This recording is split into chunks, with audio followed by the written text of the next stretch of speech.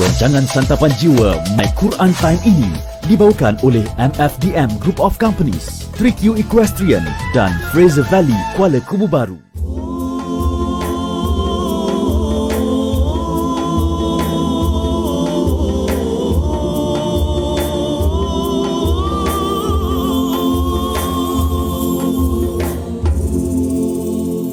Bismillahirrahmanirrahim.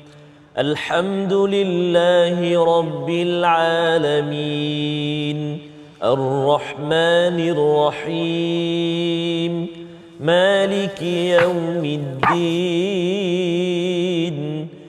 Iyyaka na'budu wa iyyaka nasta'in. اهدنا الصراط المستقيم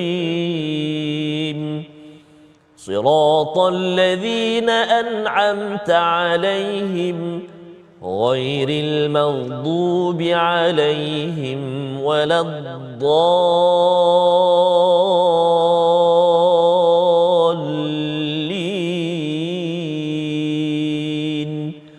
آمين. صدق الله. Alhamdulillahirrabbilalamin. Wassalatu wassalamu ala asyrafil anbiya'i wal mursalin Sayyidina Muhammadin wa ala alihi wa ashabihi ajma'in, amma ba'd. Assalamualaikum warahmatullahi wabarakatuh. Apa khabar tuan-puan, ibu ayah, para penonton yang dirahmati Allah sekalian? Mudah-mudahan semuanya berada dalam keadaan yang sihat sejahtera. Kalau minggu lepas kita dah raikan Hari Raya Korban, jangan pula minggu ni dah makan banyak sangat, nanti dah tak ceria dah terlalu banyak makan kambing, lembu, kerbau sebagainya, takut pening kepala pula, darah tinggi dan sebagainya. Mudah-mudahan hari ini Allah Ta'ala mengurniakan kesihatan buat kita. Hari ini kita akan ada sesi ulang kaji buat pengajian kita yang pada minggu ini kita telah lalui daripada halaman 548 hingga 553. Hari ini kita akan ulang kaji pengajian kita sepanjang pengajian yang telah kita lalui yang sebelum ini. Tapi sebelum tu, sebelum saya terlupa, nanti Ustaz Tarmizi marah saya pula. Sebelum saya terlupa, saya perkenalkan bersama dengan saya tidak asing lagi Ustaz Tarmizi kita, qari kita pada hari ini. Apa khabar Ustaz? Alhamdulillah, baik doktor. Banyak berkorban minggu lepas. Berkorban apa saja. Masya-Allah, masya-Allah. Dan juga hari ini kita ada tetamu kita tidak asing lagi, Dr. Muhammad Yusof bin Ismail. Apa khabar Dr.? Alhamdulillah. Masya-Allah. Dr. Muhammad Yusof bin Ismail ini adalah pensyarah daripada Fakulti Pengajian Quran Sunnah. Pengkhususannya juga adalah dalam bidang hadis, yang mana kita boleh mempelajari sedikit sebanyak mengenai tentang ayat-ayat Al-Quran dari perspektif hadis dan juga tafsir para ulama itu sendiri. Baik, hari ini insya-Allah kita akan masuk kepada perbincangan yang telah kita lalui pada minggu ini, iaitu daripada halaman 548 hingga halaman yang ke-553 yang merangkumi 4 surah. Hari ini perbincangannya agak banyak, iaitu daripada surah Hasyr, surah Mumtahanah, surah Saf dan juga surah Al-Jumu'ah. Jadi hari ini sebelum kita tengok satu persatu, setiap surah ini akan ada perbincangannya sedikit. Sebelum kita masuk mengenai tentang perbincangan kita hari ini, kita bacakan dahulu ayat pilihan kita pada hari ini daripada ayat yang ke-19, halaman ke-548 daripada surah Hasyr. Kita minta sama-sama tuan-puan kalau ada mushaf boleh baca sama-sama dengan Ustaz Tarmizi kita. Silakan Ustaz. Terima kasih kepada Ustaz Dr. Muhammad Sanusi, Profesor Madya Doktor, juga yang kita muliakan dan kita kasihi yang bahagia Fadil Ustaz Dr. Muhammad Yusof Ismail. Sahabat kan ni? Kita ni insya-Allah. Sahabat lama kita. Sahabat lama, subhanallah, masya-Allah. Ini jejak kasih. Jejak kasih, subhanallah. Rasa bertuah hari ini kerana dapat bersama Fadil Ustaz Dr. Muhammad Yusof bersama dengan kita semua ibu ayah sekalian, tuan-tuan dan puan-puan. Dan seperti mana kata yang bahagia Prof tadi, kita baru saja bersama dalam ibadah korban ataupun sepanjang Idul Adha. Moga-moga kita terus dapat menghayati semangat itu, dan hari ini kita terus bersemangat untuk ulang kaji, dan kita nak baca mula-mula ini ayat yang ke-19 surah Al-Hasyr, muka surat 548. Jom ibu ayah sekalian, kita sama-sama baca ayat yang ke-19. A'udzubillahi minasyaitonirrajim. ولا تكونوا كالذين نسوا الله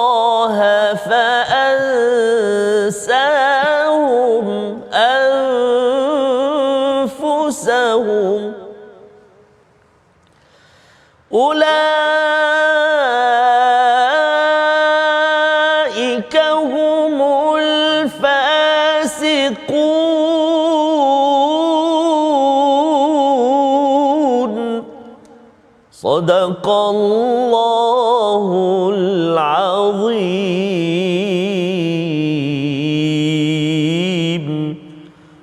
Sadaqallahul Azim. Perintah Allah pada ayat yang ke-19, dan janganlah kamu menjadi seperti orang-orang yang telah melupakan perintah Allah, lalu Allah membuatkan mereka lupa akan amal-amal yang baik untuk menyelamatkan diri mereka sendiri. Mereka itu orang-orang yang fasik. Jadi kalau kita tengok dalam ayat ini, bagaimana Allah Ta'ala menggambarkan, menjadikan orang-orang yang melupakan Allah itu sebagai orang yang melupakan dirinya sendiri. Kalau kita tengok ayat ni, ayat yang ke-19 ni, Dr. Yusof, sebenarnya apa yang dimaksudkan ataupun apakah huraian yang diberikan oleh para ulama apabila Allah Ta'ala kata wala takunu kallazina nasullaha fa ansahum anfusahum, jangan jadi seperti orang yang melupakan Allah maka mereka melupakan diri mereka sendiri. Apa huraian para ulama mengenai perkara ini? Bismillahirrahmanirrahim. Alhamdulillah wassalatu wassalamu ala Rasulillah wa ala alihi wa ashabihi wa man tabi'ahum bi ihsan ila yaumiddin wa ba'd. Yang saya hormati Al-Fadhil Saudara Dr. Ahmad Sanusi, juga sahabat lama saya, Dr. Ustaz Tarmizi Qari kita, masya-Allah. Selalu kita dengar suara di TV, hari ini kita berjumpa bersemuka. Alhamdulillah. Alhamdulillah. Dan alhamdulillah kita merapatkan syukur kehadirat Allah Subhanahu wa taala yang menghimpunkan kita dalam majlis yang mubarakah ini, insya-Allah. Mudah-mudahan kita diparingi rahmat Allah Subhanahu wa taala dan mudah-mudahan hidup kita bahagia dunia dan akhirat. Sidang pendengar yang dirahmati Allah Subhanahu wa taala sekalian, sebagaimana ayat yang telah pun dialunkan sebentar tadi, Allah Subhanahu wa taala memberikan suatu pesanan kepada kita, wala takunu, suatu larangan, suatu ingatan kepada kita, wala takunu kallazina nasullah, dan jangan sesekali kamu menjadi seperti orang-orang yang nasullah, yang telah melupakan Allah. Fa ansahum anfusahum, maka Allah Subhanahu wa taala jadikan mereka itu lupa terhadap diri mereka. Pertama kita kena faham yang dimaksudkan dengan nasullah, mereka melupakan Allah itu, adakah maksudnya mereka tidak mengingati Allah di dalam ingatan mereka? Tetapi sebenarnya maksudnya di sini ialah mereka lupa untuk melaksanakan segala tuntutan dan perintah yang Allah Subhanahu wa taala perintahkan ke atas mereka. Allah Subhanahu wa taala suruh mereka untuk mentauhidkan Allah, beriman kepada Allah, lalu mereka tidak beriman kepada Allah. Allah Subhanahu wa taala perintahkan mereka, kalau kita orang beriman, Allah perintahkan kita untuk mendirikan, menunaikan kewajipan-kewajipan, lalu tidak melaksanakannya. Tetapi dalam ayat ini yang menjadi tumpuan ialah lupa untuk beriman kepada Allah. Tidak beriman kepada Allah dalam arti kata mereka lupakan kepada Allah. Maka akibat daripada perbuatan yang mereka lakukan itu, Allah Subhanahu wa taala menjadikan mereka lupa terhadap diri mereka. Apakah yang dimaksudkan dengan lupa terhadap diri mereka itu? Iaitulah mereka lupa untuk melakukan amalan yang boleh menjamin kebahagiaan hidup mereka di dunia serta menjamin selamatnya mereka daripada api neraka di akhirat. Itulah akibatnya apabila orang yang lupakan Allah, maka berbalik tindakan mereka itu, kesan daripada tindakan mereka itu berbalik kepada diri mereka sendiri. Saya teringat satu yang selalu kita sebut, yang dalam pepatah Inggeris yang kita selalu sebut, what you give, you get back. Apa yang kamu bagi, kamu akan dapat balik. Jika kamu ingat kepada Allah, maka kamu akan dapat kebahagiaan di dunia dan juga di akhirat. Tetapi jika kamu lupa kepada Allah, maka kesannya itu akan berbalik kepada diri kamu sendiri, iaitu hilangnya jaminan keselamatan di dunia dan di akhirat. Saya sebenarnya nak menarik perhatian kepada sebuah hadis Nabi SAW. Di mana dalam hadis ini Nabi SAW memberikan suatu perbandingan kepada kita di antara orang yang ingat kepada Allah dan orang yang lupa kepada Allah. Kata Nabi SAW, "Mathalul ladzi yadhkur rabbah wal ladzi la yadhkur rabbah, mathalul hayy wal mayyit." Perumpamaan di antara, perbezaan di antara orang yang mengingati Tuhannya dan orang yang tidak mengingati Tuhannya ibarat orang hidup dan orang mati. Jauh bezanya di antara Orang yang mengingati Allah dan orang yang tidak mengingati Allah. Jadi orang mati apa lagi yang mereka boleh ingat? Betul. Maka orang mati mereka tidak boleh mengingati sesuatu pun, apatah lagi untuk menjaga diri mereka sendiri. Itulah ibaratnya bagi orang yang tidak mengingati Allah, maka Allah jadikan mereka fa'ansahum anfusahum, lupa untuk beramal, lupa untuk beriman dan beramal saleh, untuk menjamin kebahagiaan hidup mereka di dunia dan untuk selamat daripada neraka Allah wal-iyazu billahi min zalik. Jadi mungkin itulah sedikit kalau kita boleh faham ayat ni. Baik, terima kasih Dr. Yusof. Saya teringat ataupun saya suka huraian Dr. Yusof apabila dia kata kita lupa kepada Allah Ta'ala. Allah Ta'ala menjadikan kita lupa terhadap diri kita sendiri. Kita lupa nak lakukan amal soleh, kita lupa nak berzikir. Tadi dia katakan beza orang yang lupa dengan orang yang berzikir seumpama orang yang hidup dan orang yang mati. Cuma saya ada satu soalan tambahan ni Dr. Yusof. Kalau kita perhatikan pada halaman 548 ini, hujung-hujung surah Hasyr ni Allah Ta'ala tutup dengan ayat Asma'ullahul Husna. Jadi persoalan yang timbul hari ni dalam masyarakat, sebenarnya boleh ke kita ni nak berzikir dengan nama-nama Allah? Ini saya nak tanya soalan sedikit lah. Apa pandangan Dr. Yusof tentang berzikir menggunakan Asma'ullahul Husna ini tadi? Baik, terima kasih Al-Fadhil Dr. Ahmad Sanusi.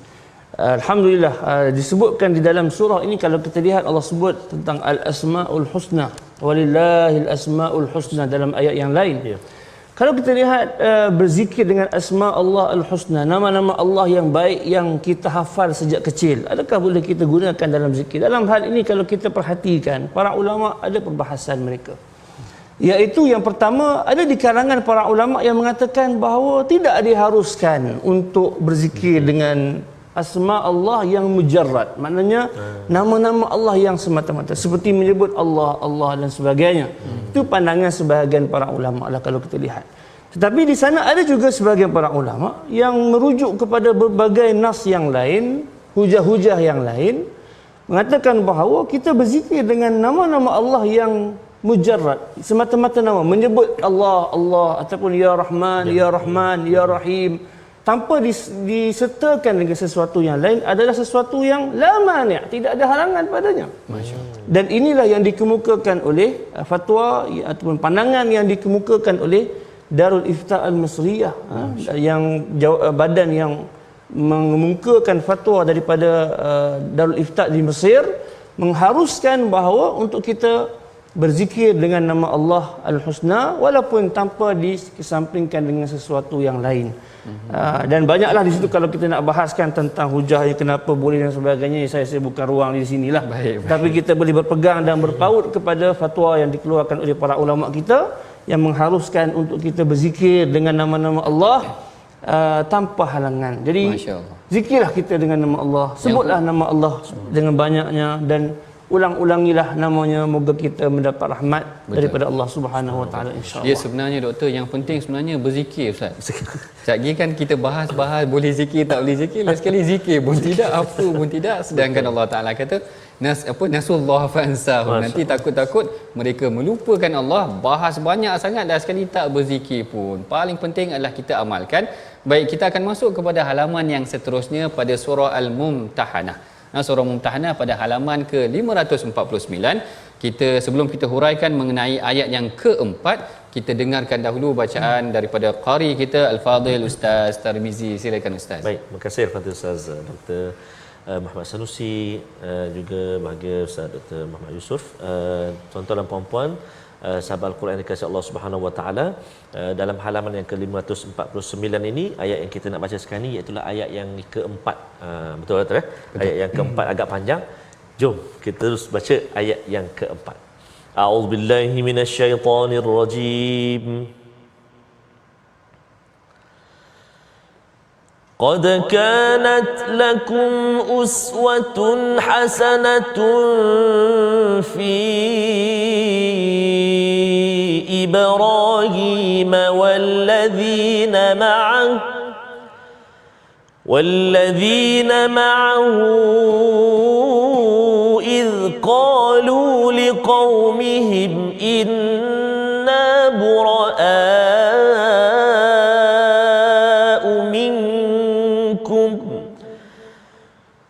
إذ قالوا لقومهم إنا براء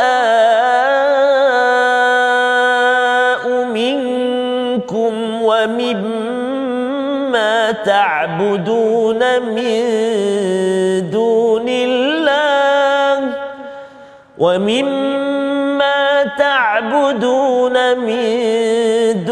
الله كفرنا بكم وبدا بيننا وبينكم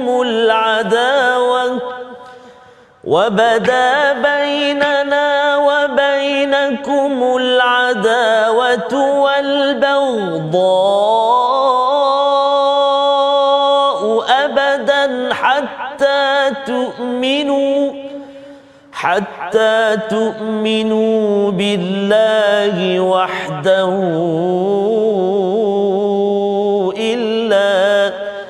إلا قول إبراهيم لأبيه لأستغفرن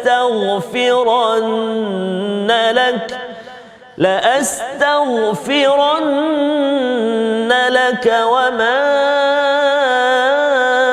أملك لك من الله من شيء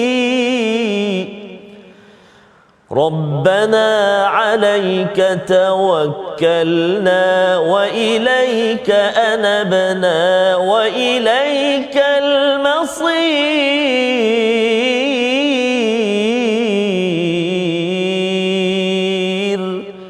صدق الله العظيم. Sadaqallahul azim. Pada ayat yang keempat Allah Ta'ala berfirman, sesungguhnya ada bagi kamu teladan yang baik pada Nabi Ibrahim dan pengikut-pengikutnya. Jadi kalau kita perhatikan sini tuan-puan, sebenarnya dalam Al-Quran perkataan uswatun hasanah ini hanya disebut 3 kali sahaja. Yang pertama disebutkan dalam suratul Ahzab, laqad kana lakum fi rasulillahi uswatun hasanah, dan 2 lagi disebutkan dalam surah Mumtahanah ini. Tetapi kali ini biasanya Allah Ta'ala ceritakan uswatun hasanah ni adalah contoh ataupun teladan buat diri kita daripada Rasulullah sallallahu alaihi wasallam. Tapi dalam suratul Mumtahanah Allah Ta'ala mengaitkannya dengan fi Ibrahim, iaitu pada Nabi Ibrahim. Nabi Ibrahim ni banyak ceritanya pada hari raya Korban yang lepas. Hari ini kita bincang lagi kenapa, apa kaitannya Allah Ta'ala letakkan Nabi Ibrahim ni juga sebagai uswatun hasanah? Apakah sama uswatun hasanah dengan Rasulullah dalam suratul Ahzab itu? Apa pandangan Dr. Yusuf? Terima kasih Al-Fadhil Dr. Ahmad Sanusi. Alhamdulillah. Jadi ayat yang kita baru dengar alunan bacaannya sebentar tadi, Allah Subhanahu wa taala menyebutkan kalimah uswatun hasanah. Sebagaimana yang disebutkan tadi, kalimah ini uswatun hasanah ini telah pun disebutkan dirujuk kepada Nabi Muhammad sallallahu alaihi wasallam dalam surah Al-Ahzab. Kalau kita teliti perbezaan di antara 2 ayat ini, kita melihat kepada konteks ayat. Kita melihat kepada ayat secara luas. Dalam surah Al-Ahzab, apabila Allah Subhanahu wa taala berfirman, laqad kana lakum fi rasulillahi uswatun hasanah, bermaksud ayat ini adalah ditujukan kepada Nabi Muhammad sallallahu alaihi wasallam. Baginda Rasulullah sallallahu alaihi wasallam bagi kita orang yang beriman adalah uswatun hasanah. Bermaksud contoh, tauladan, ikutan bagi kita dalam segenap kehidupan kita.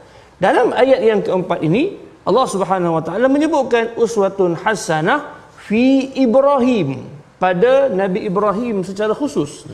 Bermakna di sini kita dah nampak perbezaan antara uswah hasanah dalam surah Al-Ahzab dengan di sini, bahawa ayat itu dalam surah Al-Ahzab merujuk kepada Nabi Muhammad sallallahu alaihi wasallam. Manakala dalam surah Mumtahanah ini merujuk kepada Nabi Ibrahim alaihissalam. Cuma mungkin saya nak tambah sedikit di sini bahawa apabila kita kata uswah hasanah kepada Rasulullah, maknanya dia merangkumi segenap kehidupan kita, dari bangun tidur sehingga kita tidur semula, bahkan di dalam tidur pun kita menjadikan Rasulullah sebagai uswatun hasanah. Manakala dalam ayat yang keempat ini kita dapat lihat Allah Subhanahu wa taala memilih Nabi Ibrahim dalam perkara iaitu melepas diri daripada orang-orang yang tidak beriman. Sebagaimana ayat ini bermula, Allah Ta'ala melarang kita untuk mengambil bersahabat ataupun meminta bantuan daripada orang-orang yang tidak beriman. Maka contohnya di mana? Contohnya ialah pada Nabi Ibrahim alaihissalam, wallazina ma'hu, iaitu dan para nabi yang lain yang mana mereka juga berlepas diri daripada perbuatan orang beriman yang tidak mahu beriman kepada Allah Subhanahu wa taala. Jadi konteks itu membezakan maksud bagi kalimah tersebut, insya-Allah. Baik, terima kasih Dr. Yusof. Kalau kita perhatikan juga surah Mumtahanah ini dimulakan dengan perintah Allah Taala supaya la tattakhidhu aduwi wa aduwakum awliya'a tulquna ilaihim bil mawaddah. Iaitu Allah Taala mengingatkan kepada orang yang beriman supaya jangan membiarkan musuhku dan musuhmu, iaitu jangan mengambil musuh-musuh Allah ini sebagai orang yang boleh kita berikan, luahkan hubungan kemesraan kepada mereka, seakan-akannya ini berkaitan juga Dr. Yusof dengan Nabi Ibrahim tu tadi. Kalau kita perhatikan bagaimana dia dengan ayah dia sendiri, kalau kita tengok Nabi Ibrahim ni memang ikon pengorbanan betul. Daripada kecil lagi dia boleh berdebat dengan ayah dia, sehingga dia katakan wa'tazilukum wama ta'buduna min dunillah, boleh berpisah dengan ayah kerana urusan tentang isu akidah. Dan kalau kita tengok pun sebenarnya para sahabat menjadikan perkara ini, Nabi Ibrahim, Rasulullah, bahkan ayat-ayat Al-Quran sebagai pegangan mereka. Mereka memisahkan diri mereka dengan kekufuran, sekalipun yang membawa kekufuran itu adalah ayah mereka sendiri. Jadi saya kira sebenarnya ini adalah satu ayat yang penting, berkaitan juga dengan ayat yang sebelum ini mengenai tentang bagaimana dalam surah Hasyr Allah Ta'ala ingatkan kita sebenarnya selain daripada mengingati Allah, Allah Ta'ala ajak kita ingat tentang nikmat yang Allah Ta'ala berikan dalam surah Hasyr, sebenarnya surah Bani Nadir, iaitu Allah Ta'ala ceritakan tentang perang Bani Nadir, pengkhianatan kaum munafik dan sebagainya. Akhirnya Allah Ta'ala nak suruh kita bersyukur, Allah Ta'ala ajak kita mengingati Allah. Manakala bila masuk surah Mumtahanah, Allah Ta'ala ingatkan kepada kita jangan ambil orang Yahudi, orang-orang Nasrani, orang-orang yang mengkufuri Allah Ta'ala ini sebagai orang yang kita cintai ataupun sebagai orang yang rapat kepada kita, sedangkan mereka ini telah mengkufuri ataupun melawan kepada Allah Ta'ala. Dan Allah Ta'ala persembahkan contohnya daripada Nabi Ibrahim. Nabi Ibrahim ini adalah satu contoh yang sangat luar biasa, ikon pengorbanan. Boleh berpisah dengan ayah dia, boleh berpisah dengan isteri dia, boleh berpisah dengan anak dia. Kita ni Ustaz Tarmizi berpisah dengan anak boleh lagi, nak berpisah dengan isteri tu boleh lagi Ustaz Tarmizi. Ustaz Tarmizi, macam mana boleh ke macam tu? Boleh, tapi ya cabaran sukar sikit nak ceritanya macam mana susah. Betul. Nabi Ibrahim adalah contoh buat kita, masya-Allah, berpisah dengan seluruh ahli keluarganya. Kita akan sambung lagi perbincangan kita selepas daripada ini pada halaman yang seterusnya. Jangan ke mana-mana. My Quran Time, baca, faham dan amal.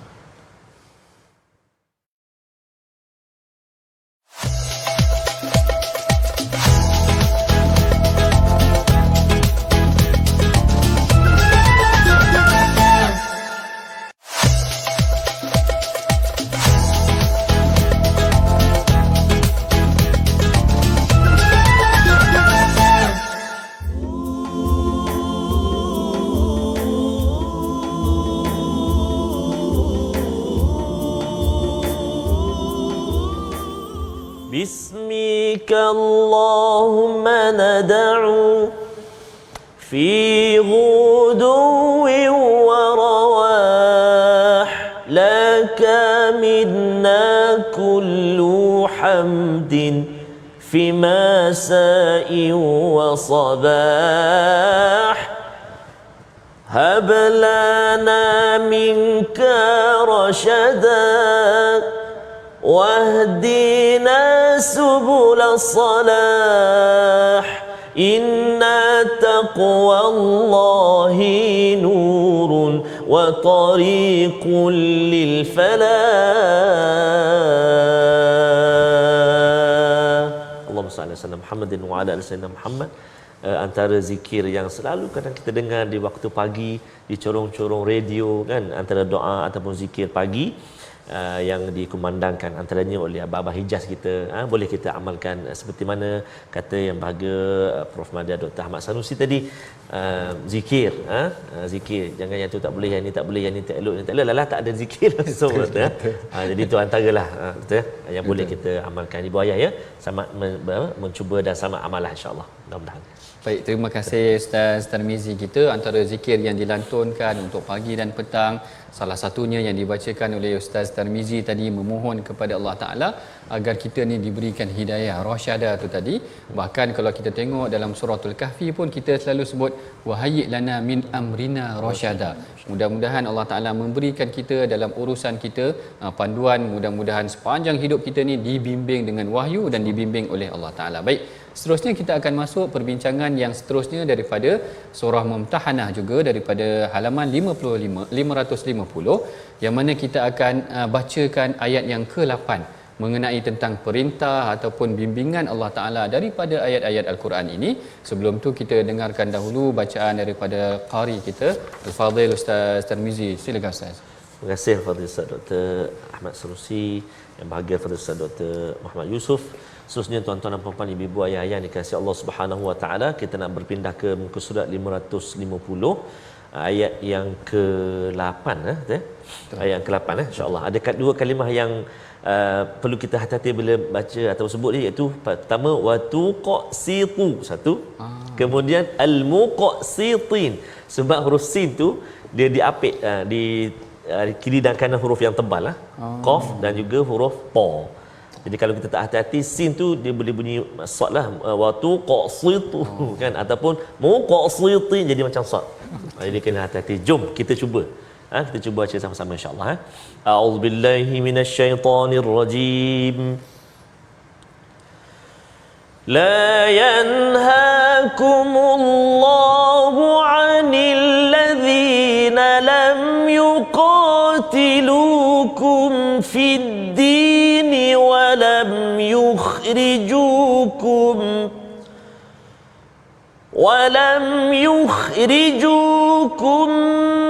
min diyarikum an tabarruhum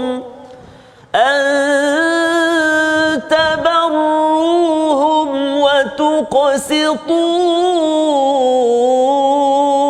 ilaihim innallaha yuhibbul muqsitin.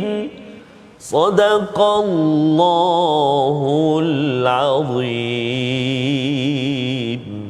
Sadaqallahul azim. Allah berfirman, Allah tidak melarang kamu daripada berbuat baik dan berlaku adil kepada orang-orang yang tidak memerangi kamu kerana agama kamu, dan tidak mengeluarkan kamu dari kampung halaman kamu. Sesungguhnya Allah mengasihani orang-orang yang berlaku adil.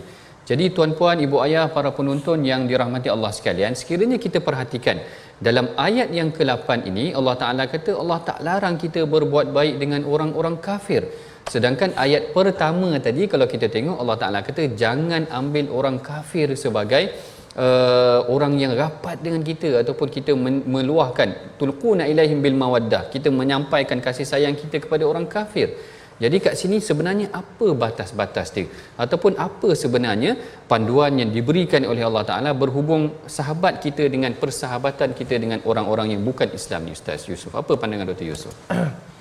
Bismillahirrahmanirrahim. Terima kasih Al-Fadhil Profesor Madya Dr. Ahmad Sanusi atas soalan yang dibacakan tadi, insya-Allah. Baik, kalau kita lihat dalam ayat yang ke-8 ini, begitu jelas Allah Subhanahu Wa Taala memberikan kepada kita suatu garis panduan berkenaan hubungan kita dengan orang-orang bukan Islam, orang-orang kafir. Sebagaimana yang disebutkan tadi, sebelum kita melihat kepada ayat yang ke-8, kita fahami dahulu ayat yang pertama daripada surah Al-Mumtahanah. Ayat yang pertama surah Al-Mumtahanah menggariskan satu garisan yang jelas bagi kita bahawa asalnya adalah kita ini tidak dibenarkan oleh Allah Subhanahu Wa Taala untuk bersahabat dengan orang-orang yang merupakan musuh kepada Allah Subhanahu Wa Taala. Dan larangan ini perlu kita fahami, Allah Subhanahu Wa Taala sebut tulquna ilaihim bil mawaddah. Kita bersahabat dengan mereka dengan kasih sayang sepenuh hati. Kalau kita lihat kepada sebab nuzul, kisah penurunan ayat ini, kita akan dapat faham bahawa ayat ini ataupun surah ini Allah Taala turunkan kepada kisah Hatib bin Abi Balta'ah. Yang mana dia walaupun seorang sahabat Nabi, kerana kasih dan sayangnya dan hubungannya dengan ahli Mekah sanggup untuk membocorkan rahsia Nabi SAW. Maka dengan sebab itu turunnya ayat ini. Maknanya di sini larangan ini ialah pada ketika mana kita bersahabat dan berkawan ataupun bergaul dengan orang-orang kafir sehingga melibatkan perasaan kita dan menggadaikan prinsip akidah kita. Sebab itu di dalam ayat yang ke-8 kalau kita lihat Allah Subhanahu Wa Taala menyebutkan dibolehkan, dibuka ruang. Dan ayat yang pertama membataskan yang paling asas iaitu jangan sampai tergadai akidah kita, dan ayat yang ke-8 Allah buka sedikit ruang dalam hubungan kita dengan orang-orang bukan Islam, iaitu allazina lam yuqatilukum, mereka yang tidak memerangi kamu, terutama sekali yang memerangi kamu kerana akidah kamu, walam yukhrijukum, tidak mengeluarkan kamu, mengharaukan kamu daripada negeri kamu, daripada tempat tinggal kamu, antabarruhum wa tuqsisu ilaihim, supaya kamu berlaku baik kepada mereka dan juga berlaku adil kepada mereka. Jadi maknanya di sini jelas, batas kita sesama kita orang Islam dan orang bukan Islam ialah batas akidah.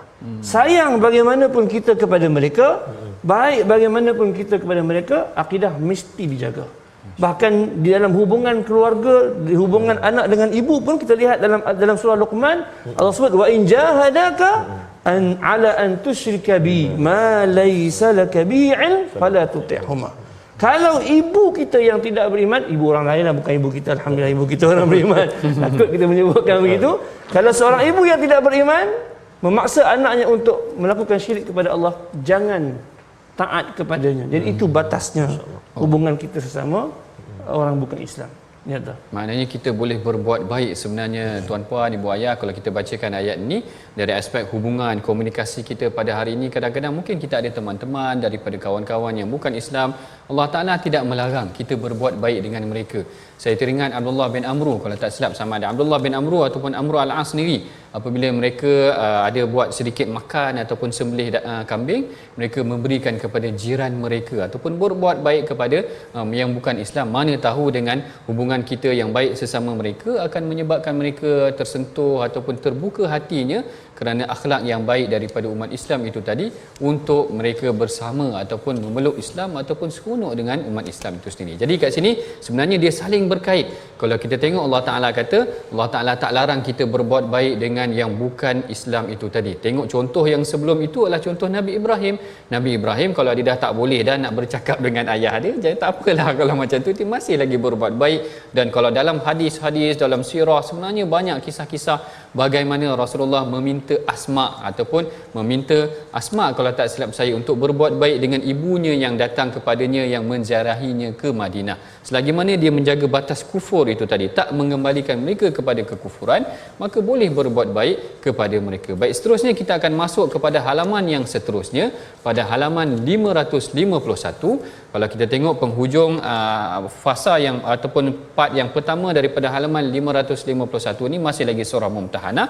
Allah Ta'ala tutup dengan membincangkan mengenai tentang kalau didatangkan kepada mereka orang-orang perempuan yang beriman, yang akan berbai'ah ataupun berjanji taat setia dengan kita, maka Allah Ta'ala meminta kita supaya menjaga mereka dengan janji-janji taat setia yang telah diletakkan ini. Jangan syirik kepada Allah, jangan mencuri dan sebagainya. Dan kemudian kita masuk seterusnya pada halaman yang 551 ni pada surah Saf pula. Kita dah masuk surah ketiga hari ini tuan-puan. Ustaz Tirmizi banyak kita baca hari ini, 3 surah kita baca hari ini. Yang ini kita akan pilih ayat yang pertama. Bagaimana ayat surah As-Saf ini dimulakan dengan tasbih kepada Allah Ta'ala. Sebelum kita bincangkan mengenai ayat yang pertama ini, mari kita dengarkan dahulu bacaan daripada Ustaz Tirmizi kita. Silakan Ustaz. Terima kasih Al-Fadhil Profesor Nadia Dr. Ahmad Sanusi, bahagia Al-Fadhil Ustaz Dr. Muhammad Yusuf, khususnya ayahanda dan bonda, tuan-tuan dan puan-puan muslim dan muslimat, sahabat-sahabat Al-Quran, sahabat-sahabat My Quran Time yang dikasihi Allah Subhanahu Wa Taala. Kita nak baca permulaan surah As-Saff, ayat yang pertama. Hati-hati bila kita baca akhir ayat yang pertama tu, kadang-kadang tertukar wahwal azizu dibaca dengan zan kan. Sedangkan kat sini ruzai wahwal azizu, kita sebut tu dia bunyi jelas, dia bunyi gagah, dia bunyi kuatlah. Maksud dia pun subhanallah. Nanti Al-Fadhil Ustaz Doktor akan huraikan. Kita baca dulu ayat yang pertama A'udzu billahi minasy syaithanir rajim. Bismillahirrahmanirrahim. Sabbaha lillahi ma fis samawati wa ma fil ard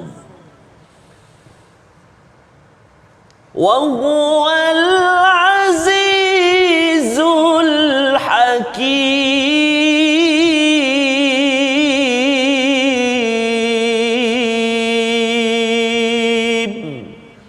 Sadaqallahul azim.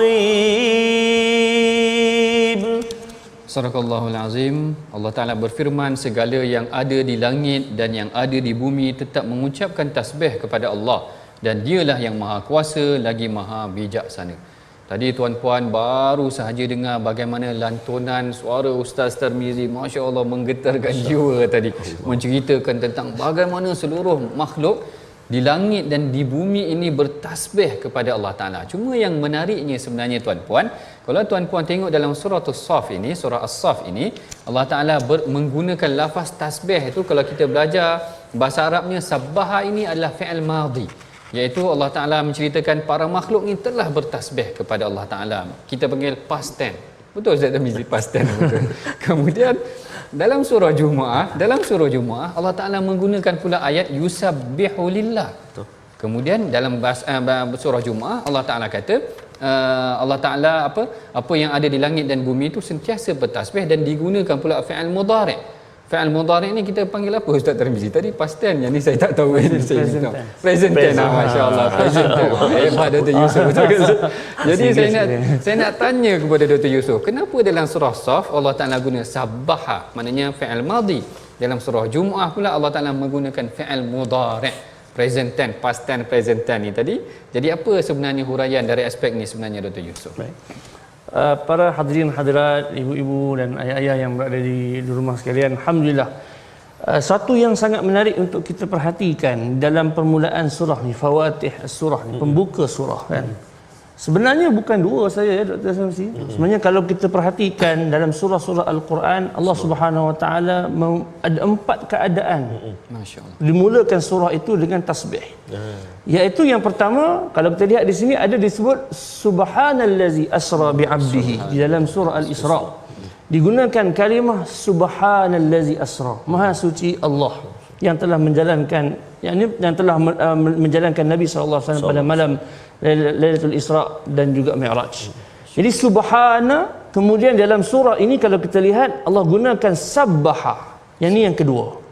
Dan yang ketiga yusabbihu, yang sebagaimana kita lihat di dalam surah Al-Jumu'ah sebentar tadi. Dan yang keempat sabbihis marabbikal a'la. Baik. Apakah maksud ataupun pengertian yang kita boleh ambil daripada permulaan yang menggunakan kita kata sirah ataupun kaedah yang pelbagai ini? Pertama, bila Allah sebut subhana, menetapkan sifat suci, kesucian bagi Allah Subhanahu Wa Taala, ketinggian, kemuliaan bagi Allah. Kata sebagian para ulama, saya sangat tertarik dengan huraian ini, mengatakan bahawa bila disebutkan subhanallazi asra, maknanya Allah Subhanahu Wa Taala itu maha suci walaupun tidak ada makhluk yang diciptakan. Sebelum adanya masa, Allah Subhanahu Wa Taala telah pun mempunyai sifat subhanallazi asra, kesucian bagi Allah Subhanahu Wa Taala. Kemudian setelah diciptakan makhluk, maka para makhluk bertasbih memuji kepada Allah. Maka disebut sabbahalillah. Maknanya sesuatu yang telah terjadi, fi'il madhi, telah berlaku. Maknanya sesuatu yang telah berlaku dan terhenti. Itu bermaksud sabbahalillah. Adakah terhenti begitu? Tidak. Allah sambung lagi yusabbihu lillah dengan maksud fi'il mudhari' yang bermaksud al-hal wal istimrar. Maknanya perbuatan bertasbih itu berlaku sekarang dan berterusan. Dan yang keempat, kalau kita Allah tambah lagi kepada orang-orang yang mungkin selalu lupa dan lalai, perintah sabbihisma rabbikal a'la. Perintah untuk bertasbih kepada Allah Subhanahu. Jadi maknanya keseluruhan Al-Quran itu bertasbih kepada Allah Ta'ala itu merangkumi sebelum adanya masa, semasa adanya makhluk, dan setelah, sehingga bila-bila pun kekal pada zat Allah Subhanahu wa Ta'ala. Masya Allah. Ini satu huraian yang sangat menarik bahawa kalimah tasbih di dalam Al-Quran itu bukan sahaja berulang 2 kali sahaja, bukan fi'il mudhari' dan fi'il madhi sahaja, bukan sabbaha sahaja, bukan yusabbihu sahaja, ada subhana pun ada dalam suratul Isra, ada sabbih isma rabbikal a'la pun ada maknanya lantunan tasbih daripada makhluk ini sebelum adanya makhluk, sesudah adanya makhluk, sentiasa ada, dan perintah untuk kita sentiasa bertasbih kepada Allah Ta'ala. Itulah yang sepatutnya kita amalkan dan kita bacakan. Inilah yang kita ambil pengajarannya, tadabburnya daripada awal permulaan surah As-Saff. Dan kemudian pada halaman yang ke-552 saya tertarik dengan bagaimana Allah Ta'ala mendidik kita. Allah Ta'ala mendidik orang beriman. Allah Ta'ala mengajak kita ataupun mengatakan supaya ataupun kebaikan ini seperti perniagaan. Sebelum kita bacakan ni, kalau sempat Ustaz Tarmizi boleh bacakan ayat yang ke-10 daripada 552 ini. Baik, terima kasih kepada Ustaz Prof Madia dan juga bahagia doktor. Tuan-tuan dan puan-puan, ibu ayah sekalian, ayat yang 10 kita nak baca rentetan daripada ayat yang selalu kita dengar, ayat 9, ayat 10 kan. Subhanallah, kita nak baca ayat yang ke-10. Jom ibu-ibu ayah sekalian. A'udzubillahi minasyaitonirrajim. Ya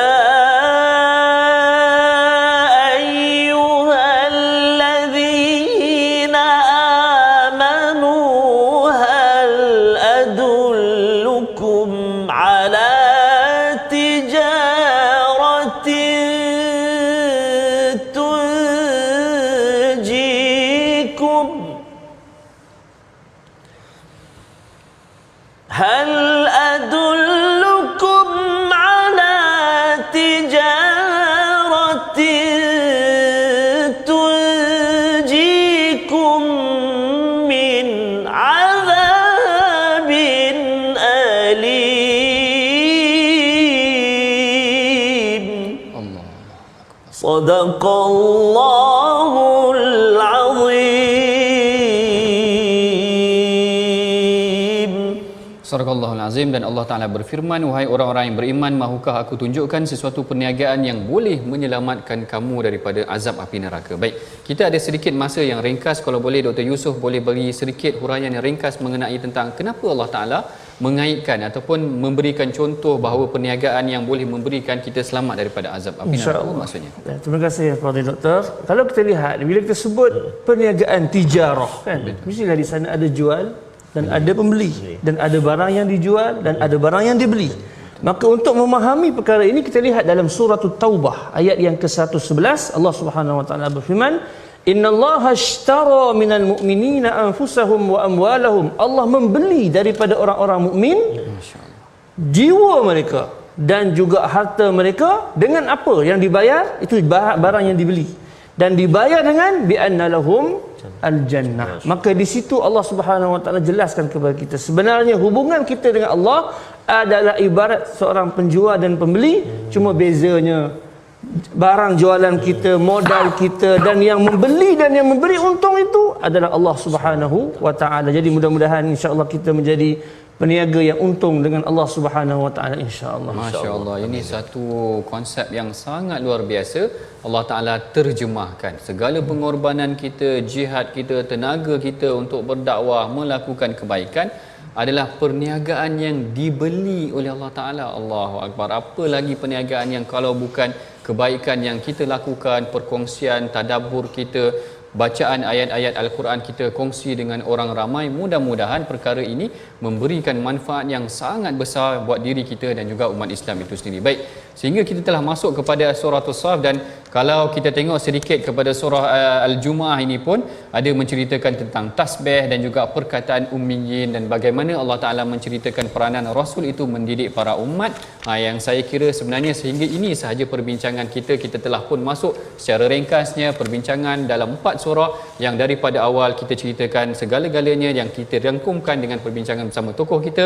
Bagi mengakhiri pengajian kita pada hari ini, kita mari sama-sama kita baca, mudah-mudahan Allah Ta'ala memberkati doa dan pengajian kita yang akan dibimbing oleh Dr. Yusof kita, insya-Allah.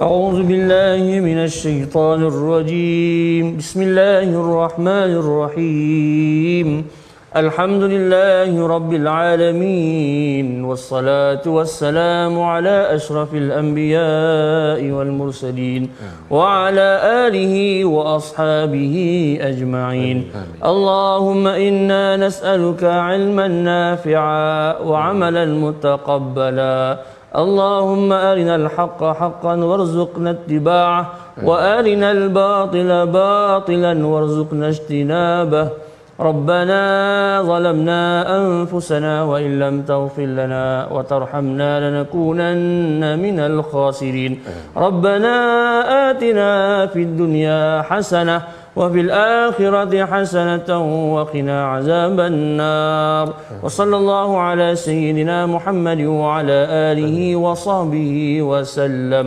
والحمد لله رب العالمين. Taqabbalallahu minkum minnakum taqabbal ya karim. Terima kasih kepada Al-Fadhil bagi Dr. Muhammad Yusuf bin Ismail di atas doa, moga-moga Allah SWT perkenankan, dan di antara kita nak moga-moga Allah SWT terus memperkenankan doa kita, iaitu kita nak sama-sama mengajak diri kita dan kita semua untuk bersama bergabung dalam tabung gerakan Al-Quran, untuk kita terus menyebarkan pengajian Al-Quran, pendidikan Al-Quran, ilmu Al-Quran, seterusnya melahirkan generasi Al-Quran. Moga-moga terus subur dengan Al-Quran, insya-Allah taala. Jangan lupa untuk saksikan ulangan My Quran Time pada malam ini dan juga pada besok pagi, dan insya-Allah besok kita akan bersambung halaman yang baru pula pastinya dalam My Quran Time, baca, faham dan amal. Terima kasih sekali lagi kepada tetamu undangan kita, Doktor. Kedua-duanya lah, guru kita dan juga Al-Fadhil, Doktor. Moga-moga berkunjung lagi insya-Allah. Kita terletak My Quran Time, baca, faham dan amal. Assalamualaikum, jumpa lagi.